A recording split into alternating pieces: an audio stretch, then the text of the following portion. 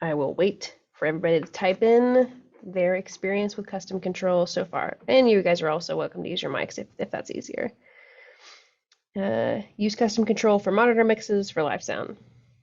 Perfect. That's a very popular one. Anybody else? Maybe you have no experience and you just are really passionate about mini master classes, so you always come and hang out to learn more. Haven't used it, but need it for several applications. Okay, awesome. Played around with it offline. Pretty cool. Yes, indeed. Never used it, have been attending classes and heard it there. Yep, okay. Alrighty.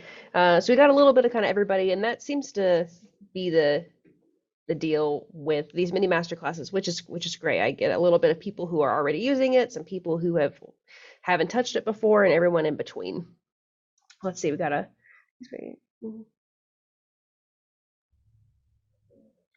yep, somebody is saying they use custom control as an interface for when an S5000 system DLive was too overwhelming for some of the users. So they used a custom control as a way to be able to mix, but not have quite so much to look at. And no experience as of yet, but always learning. That's the best attitude to have, Jeff. Alrighty, so we'll hit a couple of things in the slides. This is really just going to be us walking together through the software for the most part, but we'll talk about custom control 1.2.5. That is the latest version. That's what I'm using. So it's free. If you guys haven't downloaded it yet, I do recommend it. Go play. You can get most of the functionality. Of course, when you're running it offline, you can't confirm that it's actually doing what you think it's doing, because the custom control files actually live inside of the device we're controlling. So if we don't have that device, we're really just kind of programming it and making sure things look good before we're able to actually upload it to that device. So 1.2.5, again, free. Go ahead and download it if you'd like to play along. But we'll also talk about external control, very popular question I get all of the time.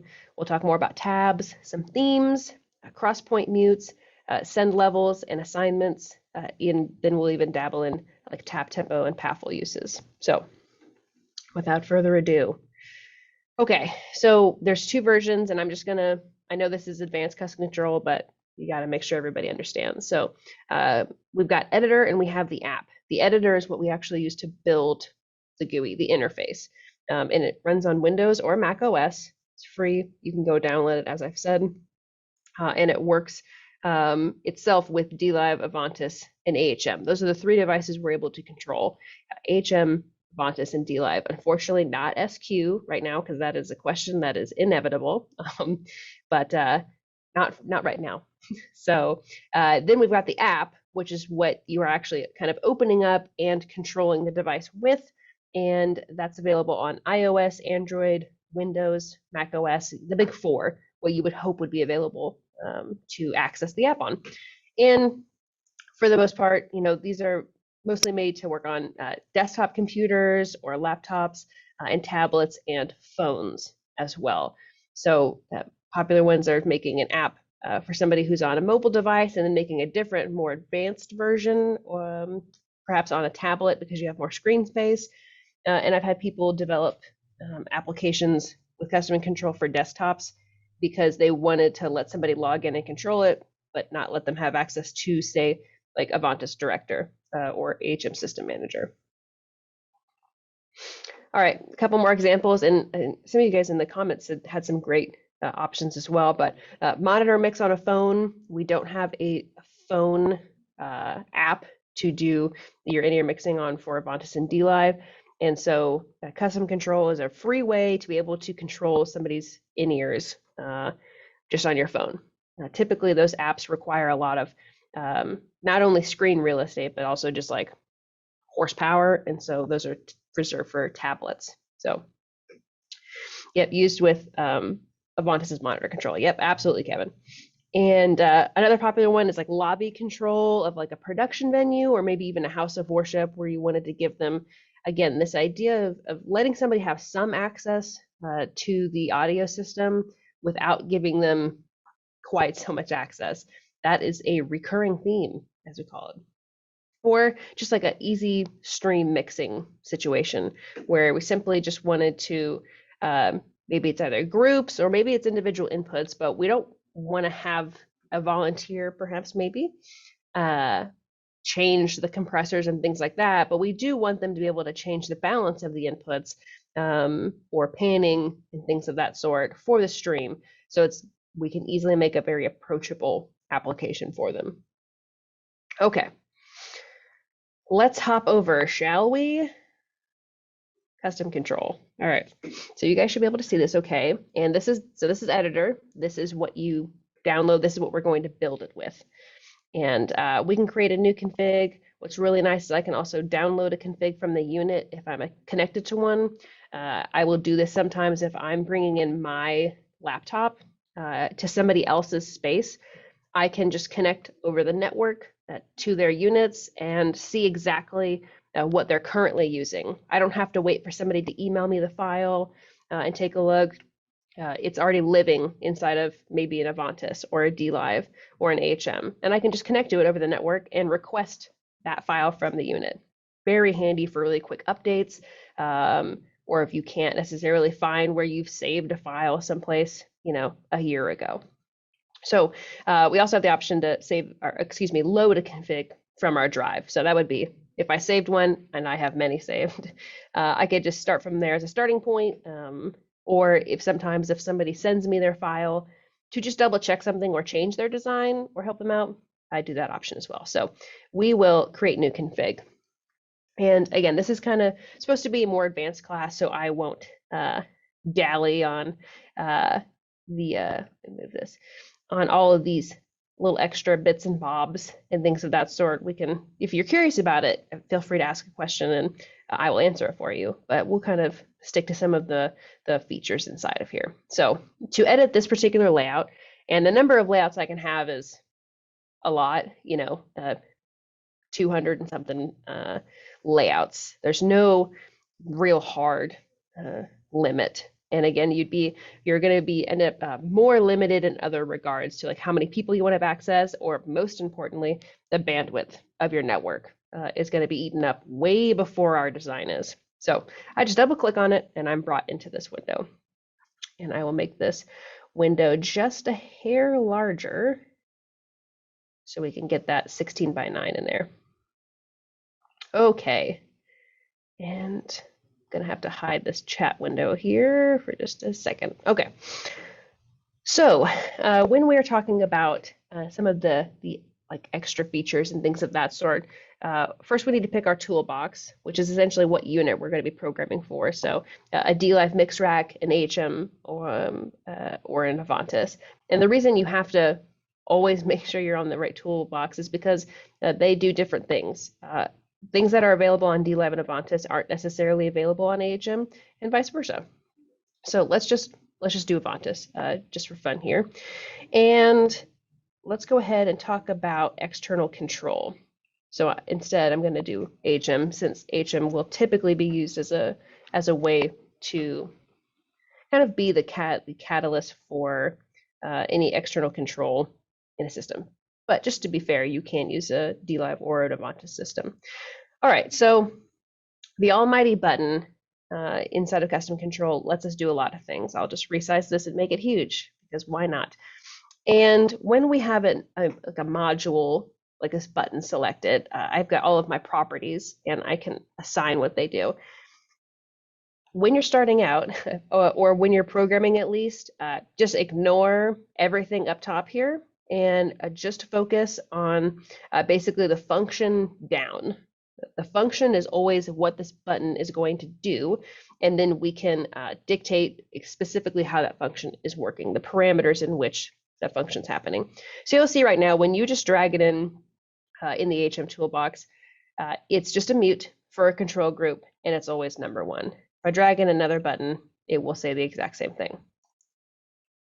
So we'll change the function, and this is kind of where we're going to start talking about stuff. So you will see here that I can do custom MIDI string just through custom control itself. I'm not necessarily telling my AHM to send out a control string, although I can do that very easily by choosing preset select or preset recall. By choosing that, I'm actually telling my AHM to recall a preset, and my preset may be sending out multiple commands and taking care of a lot of backend or lots of control purposes. But let's just say I wanted to do some external control and I'm just doing a custom MIDI.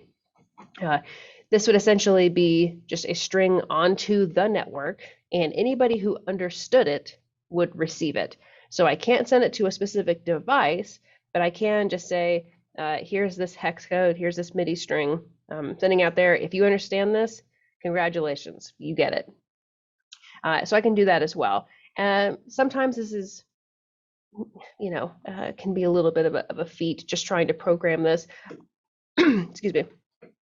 I always do my MIDI like writing outside of this window, and then I can just paste it in and confirm that it's working. Let me take a sip real fast.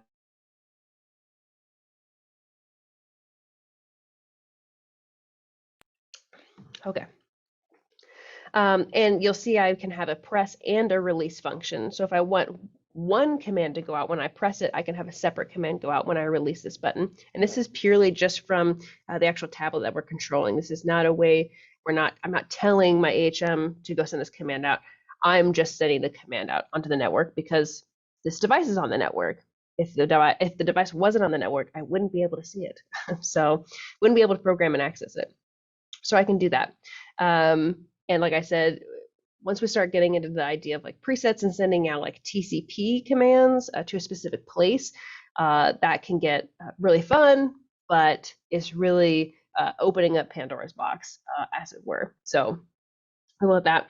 And let's take this button and we will delete it. And I think tabs was next on my list. Let me go swap back here. External control tabs, awesome. We'll do that. Okay, so with these tabs, you can have 10 tabs in a single container, and I can just automatically stretch those out and fill it. So all I have to do is just tell it how many tabs I want. 10 is often a lot, and I also want to point out that right now we're looking at this app layout in landscape, but I also have it available in 4:3 and in portrait mode. So if I wanted to write it, depending on what I wanted to do, if it was let's say we're building like an in-ear mix for a phone. Doing it in portrait, or rather landscape, doing it in landscape may not be the best option, and maybe it is. How does your team typically hold their phone? I've even done designs where it would change depending on how they hold the device. They'd get different options. So if they were holding it in portrait, they would be rotary knobs, and if they were holding it in landscape, they would get faders, that kind of deal. So I can have up to 10, and the kind of more advanced part I really wanted to talk about here is, let's just stick with 4 for right now. Inside of each of these tabs, I can technically put another tab container, and that's kind of a really interesting idea. So maybe we have 6 here. So now when I go over to my second tab, I no longer have that second set of tabs. But here on 1, I've got extra options. The most I have seen somebody nest these tabs is, it must have been 4 or 5 nests deep. They had well over like 50 total tabs, and it did function. It was they're still using it, but it ends up being, again, this idea of like, well, how much bandwidth are you trying to push between your Avantis and this iPad?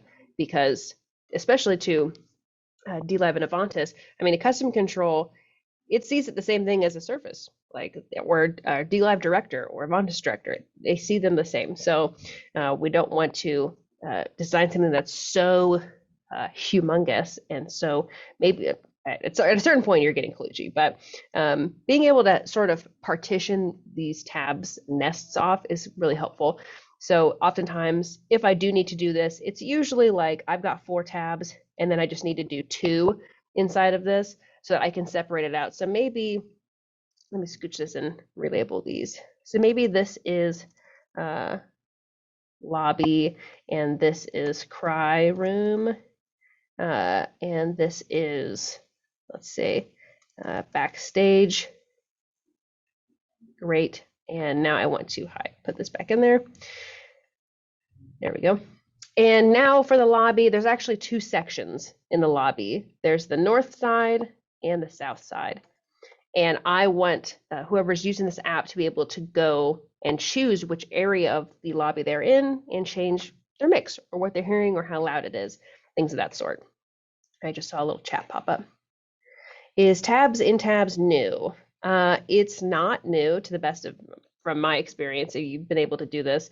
It can just get a little, make sure you know where you're, it would be easy if you got in here and started like, if you dragged it into one tab and then you accidentally clicked over onto another one, that you make sure you are following where all your tabs are and label them as soon as you make them so you know where they're sitting at. So I can do it that way, just partition things off. If we're talking about doing IEMs for Avantis and DLive, usually partition them out either by like input numbers. So the first tab will be inputs 1 through 8 or 1 through 10, and then 11 through 20, that kind of information, or by section, like this is the horns page, this is the choir page, this is the drums page, so that they can go and find exactly what they're looking for and do their mixes that way. So nesting tabs, a little advanced, but very, very helpful. Get rid of that. Okay, then we will, oopsies. Don't want to lose my spot here. Tabs, themes. Ah, yes, okay. So themes are something I don't think enough people, like when they're getting started, really play with. So inside of Custom Control, we basically have 5 different themes going that you have a selection of. So let's just say, start with a button at first, and I'll make it huge so we can see stuff. You'll see here, it'll say off image and it says on image. We also have it on color that we can use for branding or color coordinated things. But an off image and an on image, they both have a plus sign on them. That means I can upload my own image if I would like, or I can just click on theme 1, off 1, theme 1, on 1. I can click on that. And now I'm seeing 6 different versions of this theme 1 off button. So that's already 6 different kinds of buttons. But maybe I don't like this. But I've also got 5 of those separate themes. So typically when I'm building a GUI for somebody, I'll just like click through until I find one that I think fits well with the branding or the goal of what I'm building here. So like when I build something for a high school auditorium, I might go with something a little edgier or sharper or even maybe more rounded.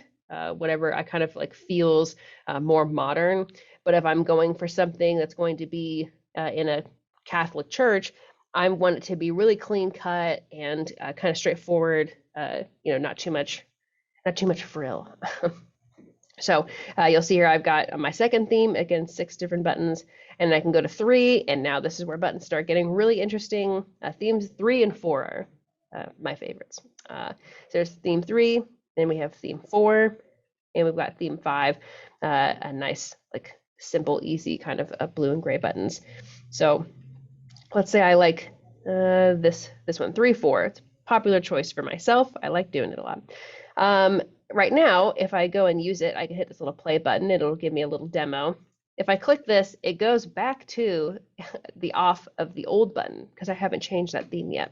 So that's always the next thing. So 3, 4, luckily it opens up right to that same theme, makes it nice and easy. So I just got to click that. And I can change this color. So maybe instead of doing red, I did like blue is my favorite color. So we'll go with that. So now when I click on this, everything's all themed and nice. It makes sense when I'm clicking on it. So I love that. But beyond all of those just buttons, I also want to point out, so we've got faders.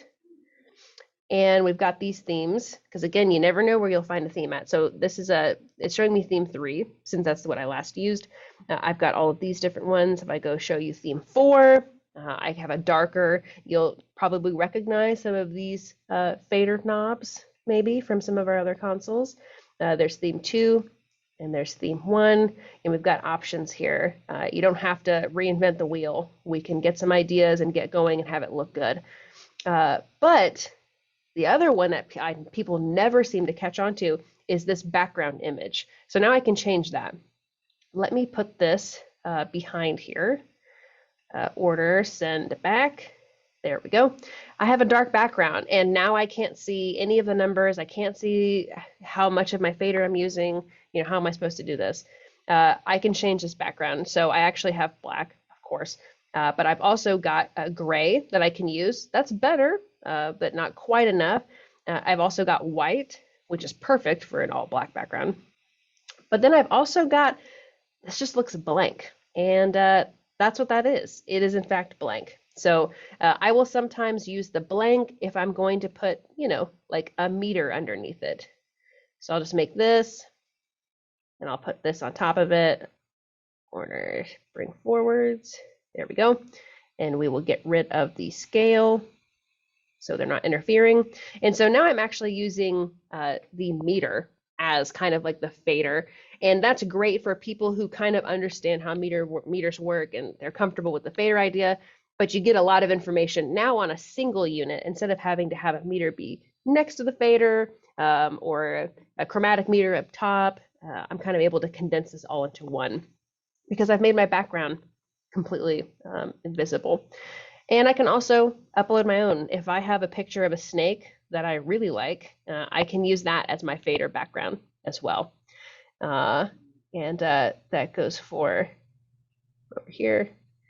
And the rotary knobs, same kind of deal. These themes are hiding in there, and you can actually do quite a lot. So you'll see I've got a knob image and a background image.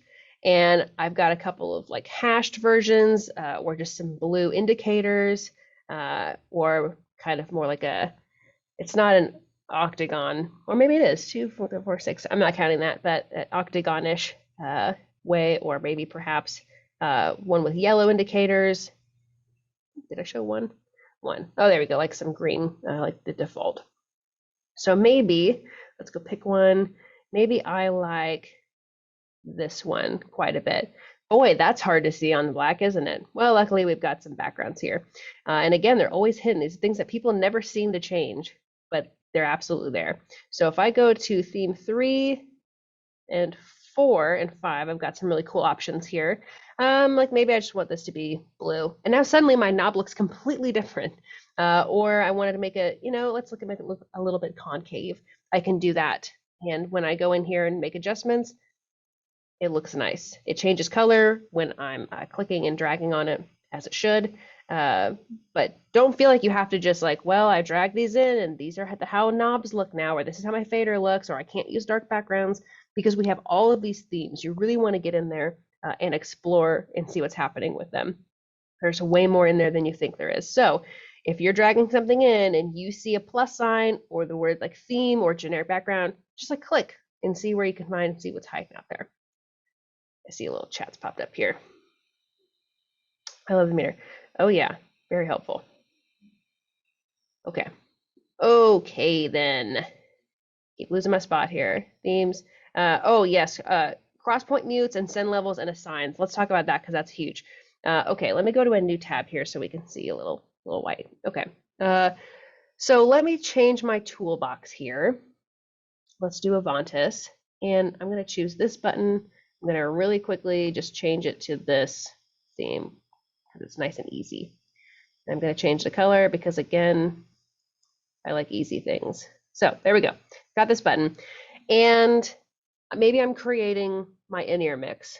The thing I always get asked about is like, okay, well, how do I mute this? You know, I need to mute this input in this person's ears. Or if we're talking about an installation, I need to mute this input going to this zone or this area. I don't want to mute their whole in-ear mix. I don't want them to mute that. And I don't want them to mute the input because that's going to affect everybody. So how do I do that then? All right.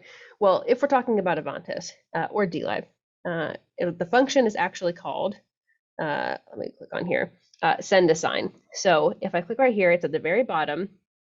I get to now pick my channel type, which is likely going to be an input, maybe a group. Maybe I'm sending groups to somebody's ears. Input into maybe stereo aux in this in this one. So so every time I select this button, I'm either going to be activating the send or deactivating the send. And I can even push a little press and hold time if I need to. But that's kind of the vernacular we're using instead of it would be a much harder phrase if not for send assign, like in AHM world, we call it a crosspoint mute. And that's essentially what this is I'm muting an input into a particular bus. In this case, I want to mute input 1 into stereo aux 1. And so I may have multiples of these set up as just little mutes for my person doing in-ears. And I'll change this to input 2, and we'll do that. And now we'll change it to input 3, and so on and so forth. I'm keeping my stereo aux the same because in this scenario, I'm just creating something for one individual's in-ear app. And then maybe they've got faders underneath each of these channels. And this is not, I wouldn't send somebody this exact app, just for the record. There we go. And I'm going to change all of these to be send level, because this is not, I don't want them to control the master level of any of these inputs. These are going to control the send level from an input to stereo aux 1. And then I can just go in here, input 1, input 2, input 3, and input 4. And so now I have a little 4-channel mixer specifically just giving them control over these inputs to their ears. If I wanted to turn this into AHM, it is actually, I think it's it's a crosspoint mute. I kind of like that vernacular. To me, it makes more sense. But then again, you guys know how much time I'm spending with AHM, so I get it. We understand each other. So with a crosspoint mute, it's exactly what you think it would be. I have an input or a zone or a control group, and I need to mute it to a specific destination. So probably an input to a zone, maybe, so that when I click this, I'm not muting the input itself, the master input, because other people may be accessing this input. And I don't want to mute the zone because maybe other stuff's going on. But I do want to mute or change the level of this specific input to this specific destination. Hopefully that all makes sense for everybody. Haven't seen any chat bubbles come up yet. Okay. Then we've got tap tempo and PAFL. These are a couple other things that are actually just special for Avantis and DLive, because we don't need a tap tempo on AHM. So let me go ahead and let's do DLive now. So with this button, again, magical buttons, I can do so many things. Change those themes, red's fine. And if you're truly curious about these functions, if they don't seem outright obvious, please feel free to send me an email. But just going through here and checking out all of these functions can explain a lot of things. So got normal mute, that's fine. You'll see I've also got a PAFL and a PAFL clear, and that is exactly what you think it would be. And so you can actually choose here. So if I pick PAFL, so when I select this, I want it to be the PAFL button for a particular input or a group or a bus, just like you have access to on the surface, because again, to Avantis and DLive, a custom control app is the same thing as a surface, data-wise. So I want to do an input, and this is actually on my second PAFL channel, because I've got multiple, because I'm very fancy and I've got a huge system. Or maybe I want to just create a little quick PAFL clear button for myself, so that after I'm done PAFLing and listening to all of these things in my headphones, I want to go ahead and clear that. So again, this is just a function that I've got access to. We've also got, let me make sure I don't forget about it. The tap tempo. You all excellent people probably know what tap tempo is, but just knowing that it's a function on the button that you can do. Maybe I just want to make this a nice basic button, and I'm going to make it super round, because I can do that, super rounded. And that way I can just sit there and tap on my iPad and create a tap tempo. Maybe I'll assign this as the tap tempo for my singers' in-ear reverb. They have a special reverb just for them. I want them to be able to change that, the delay time. Stick with me here. And I can put that on this application for them. I can label it. I can either create a dynamic label so it'll pull it from the engine, or I can just do a little text. Or I can even write text in here. Tap tempo. Change the font to Fjord 1, because why not? And so that it's nice and easy for them. Again, the idea of custom control is to, well, give custom control, but also just being able to create things as people need them, to not have to make things overly complicated, to not spend 100 hours creating something that looks good and feels good and almost makes people want to touch it.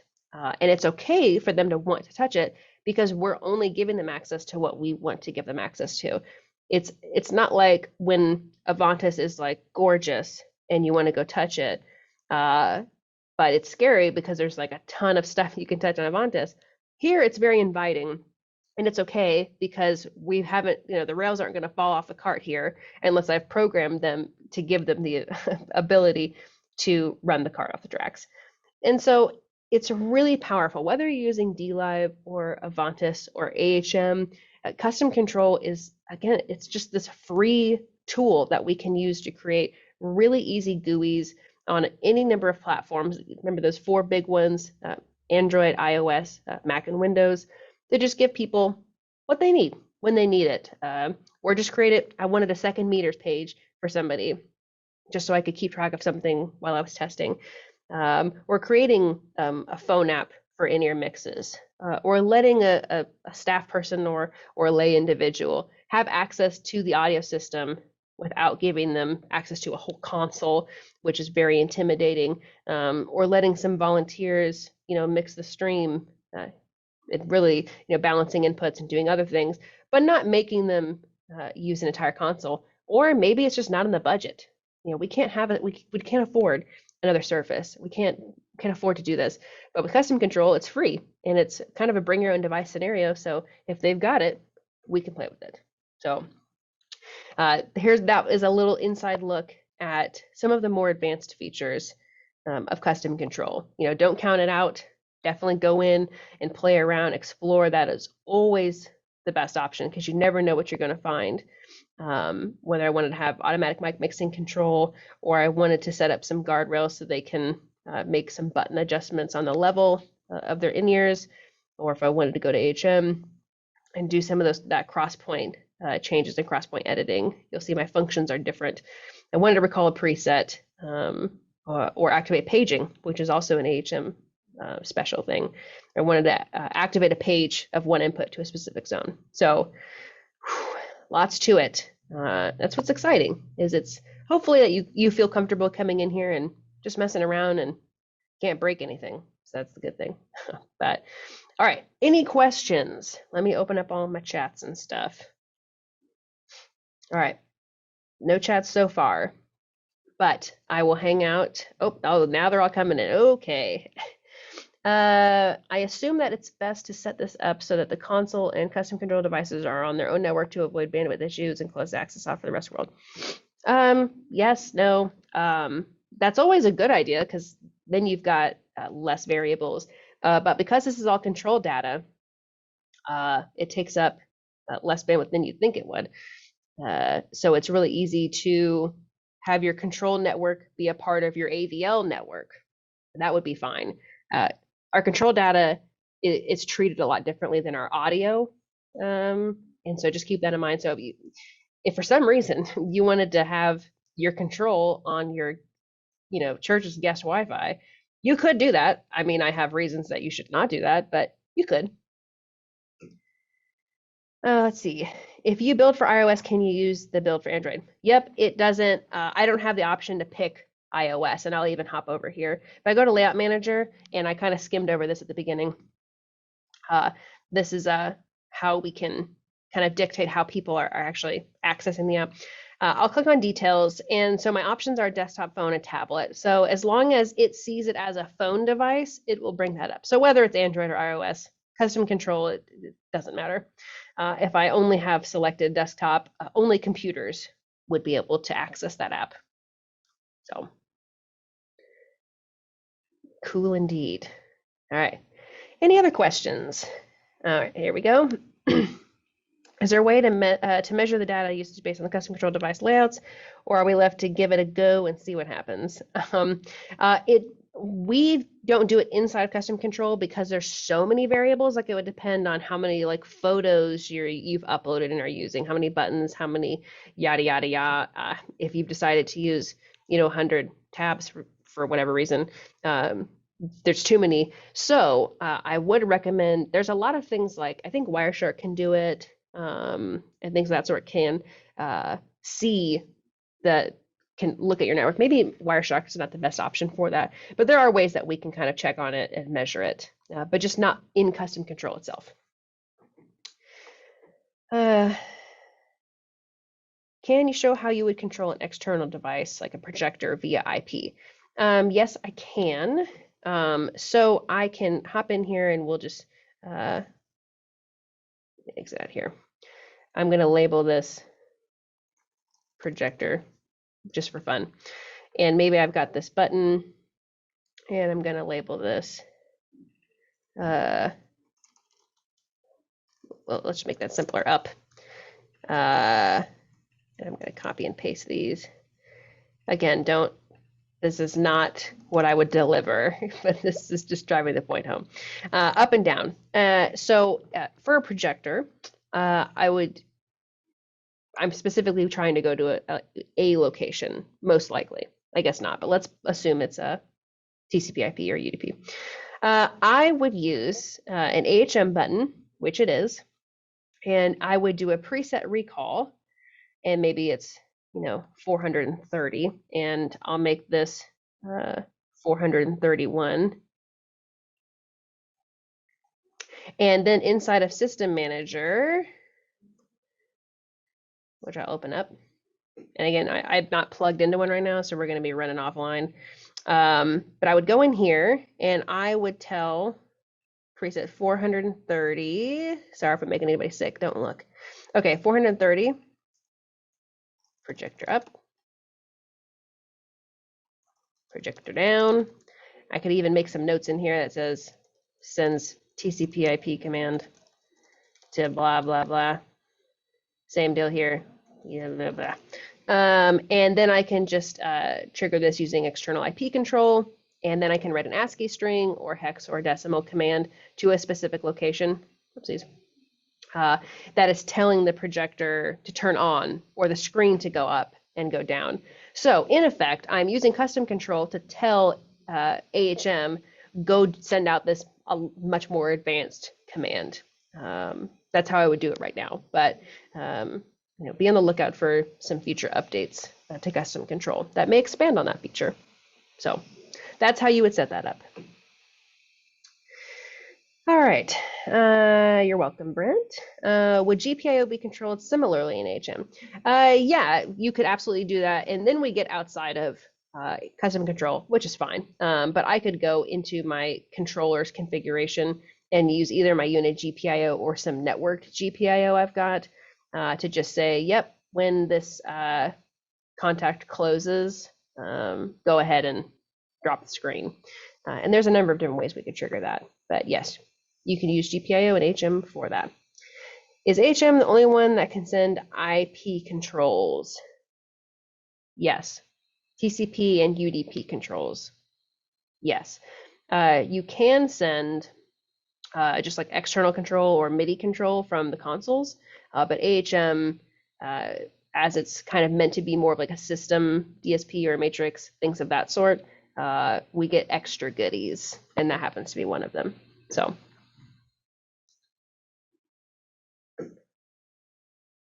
All right. Any other questions? I'll stick around if they come up. Otherwise, if everybody else, you guys want to head out, thank you as always for hanging with me. This has been fun. I'm very passionate about custom control and things of that sort. So thank you guys again for hanging out today. I hope you have a great rest of your Wednesday. And I think you're stuck with me again next week. And I'm talking about SQ inserts. for you SQ lovers out there. So be sure to log in for that. But otherwise, I'll hang out for a few minutes, answer any lingering questions. But you guys have a good one.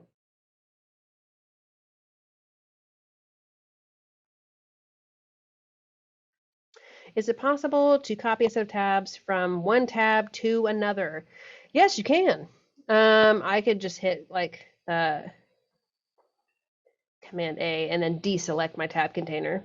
Important note here. Command C and paste that bad boy right on there.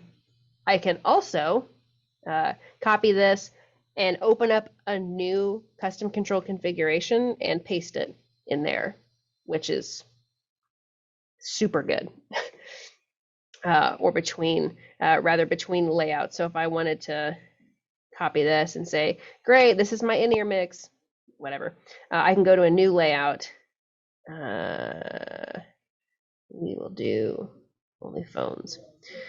And now I've got this new one and I can paste that in, and now I'm getting the same thing, and I can just make a slight adjustment. So I've already got the layout, everything's perfect. I just need to make sure I'm changing the destination channel on all of them. So if this was an in-ear situation, it would be, instead of a stereo aux 1, it's now stereo aux 2, things of that sort.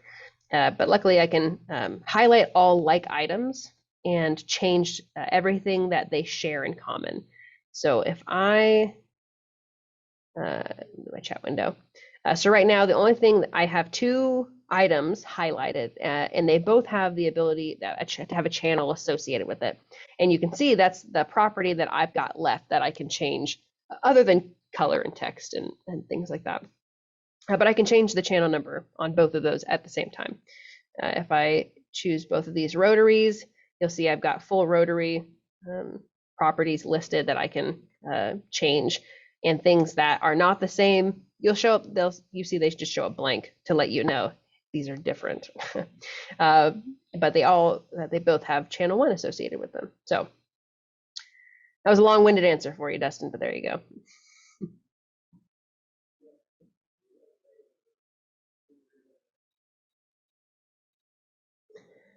Okay, there's still 12 of you here, which I don't mind at all. May I ask an unrelated question to that pertains to SQ6? You certainly can, but give me 1 second. That way I don't have to, we don't have to edit this out later. So let me stop the recording.